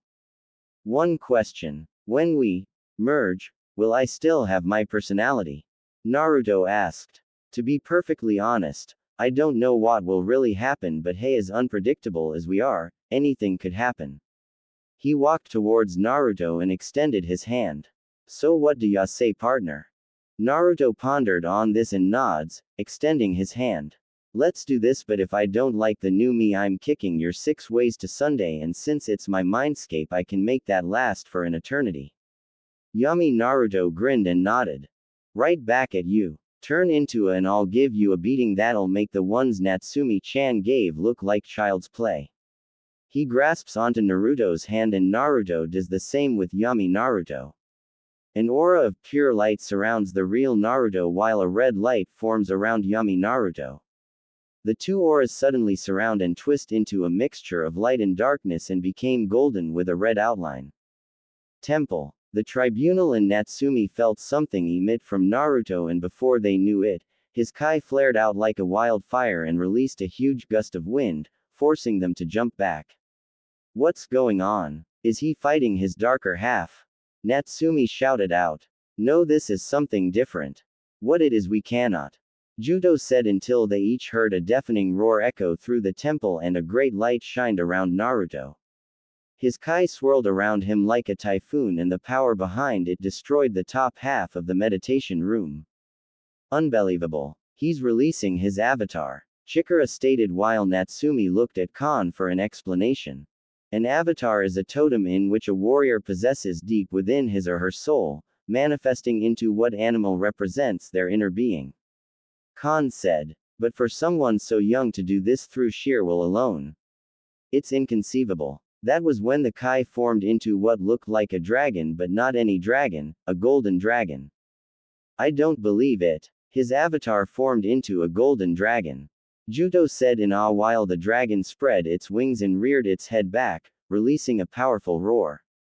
The golden dragon is one of the dragons of the higher plane, just like our avatars. To have a creature as great as this one as a manifestation of his soul is very rare. Chikara replied while the dragon released one final roar before dissipating and the golden patterns on Naruto's body and kai aura died off. The blonde lets out a sigh of relief and opens his eyes only to see his sensei stare at him with looks of awe and pride. Naruto looked around and blinked in confusion, rubbing the back of his head. What was all he asked his senseis? Mountain edge. Standing on the edge of a mountain was none other than the ninjutsu master of strength Chikara, and standing a few feet behind her was Naruto. Strength of mind when combined with strength of body and spirit can move mountains. Alone, however, the body shatters against rock like a brittle twig. She walks towards a large boulder and picks it up with only one hand and lifts it over her head. She then tosses it in the air like it was a simple pebble, and when it ascends, she rears her right fist back and delivers a palm strike that reduces the boulder into a pile of rubble. Whoa, Ba-chan's got nothing on Chikara Shisho.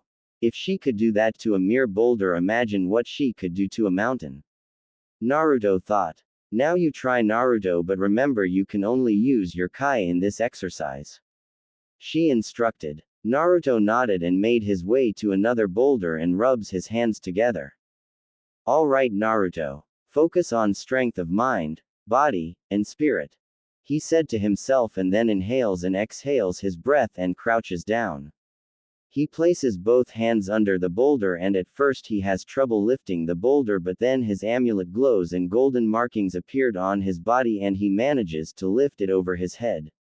He then tosses it into the air, rears his fist back, and when it descends to the ground he swings his fist and shatters, but unlike Chikara's, his was reduced to only large chunks of rock. Not a bad start, but the execution could have been more proficient. She stated and noticed Naruto's knuckles were a little red. And you need to be absolutely focused, otherwise your knuckles wouldn't be red. Yes, Shisho. Naruto replied while the redness in his knuckles dies out and proceeds to do it again. After spending almost an hour trying to crush boulders, he manages to succeed after destroying the 10-1 and reducing it to a pile of pebbles, and Chikara had a pleased look on her face. Excellent. This exercise is based you activating your kai at will and controlling the amount you use in battle. Her hands glowed green and she slams them together, causing a wave of energy to emit around them. When it died out, the smaller boulders started to form and transform into what appeared to 4 rock-like creatures. These are stone oni demons. They are powerful and nearly impervious. It will take more than mere muscles to beat these foes, she stated as the 4 creatures made their way towards Naruto. Now let's see you use what I have taught you so far, and remember no ninjutsu or weapons. Your fists and your inner strength are your weapons from this point on. Naruto's eyes bug out, but then he sighs. I figured as much.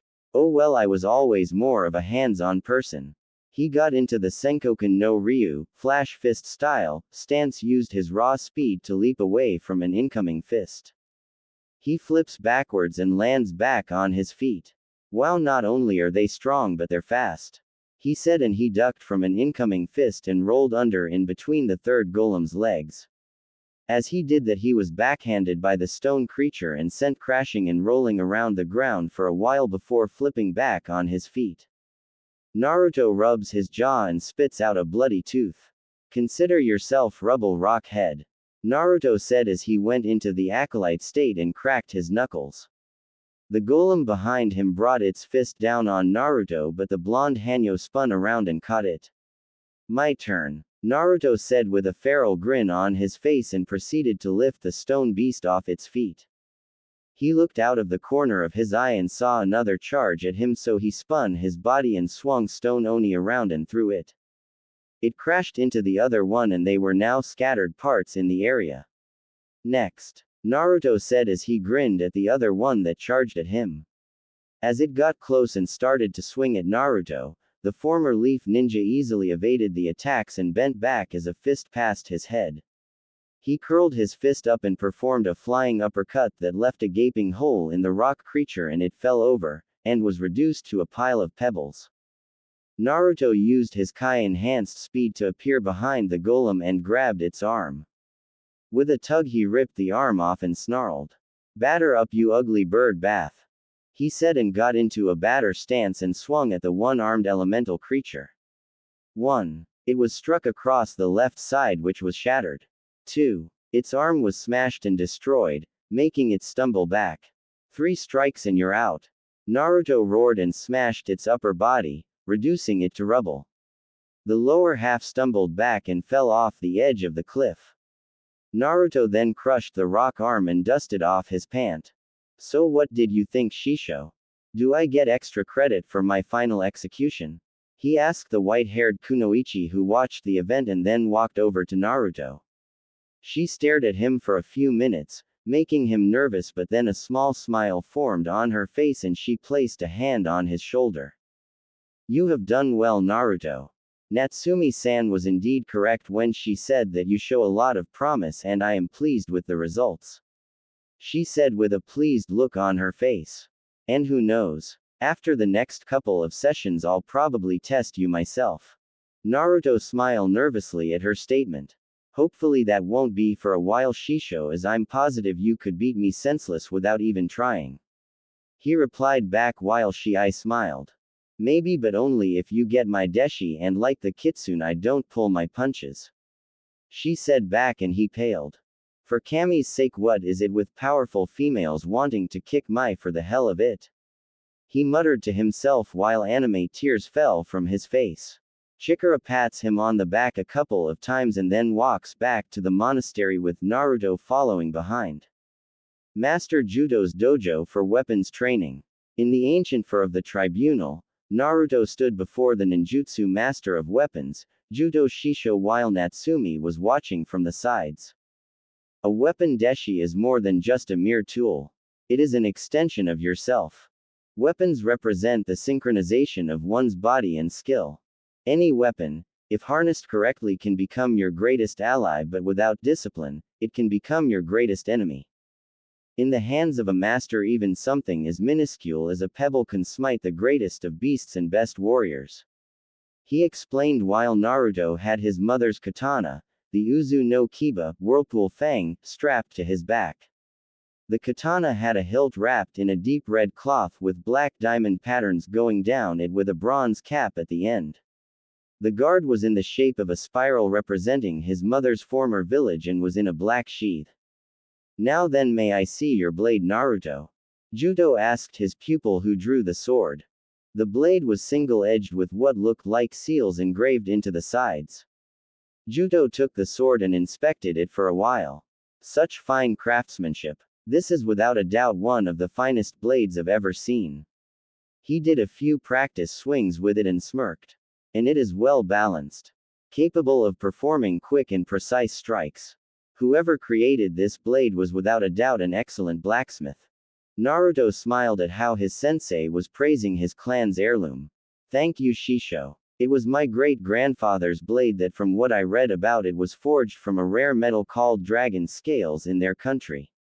It was passed on to my grandfather, who gave it to my Ka-san and is now mine." Juto then handed the blade back and Naruto sheathes it. While that blade is strong, it is not enough to defeat the Dark One. You will need stronger weapons. Ones that can do harm both physically and mystically. Juto finished. He whipped his arm out, and coming out of the long sleeve was a glowing whip that struck the ground and released a wave of blue energy. When it dissipated, the ground started to crack and rumble, and rising out of the ground were what appeared to be two pair of reptilian-like claws, and in the middle a giant maw that was in the form of a roaring dragon's head. From inside the gaping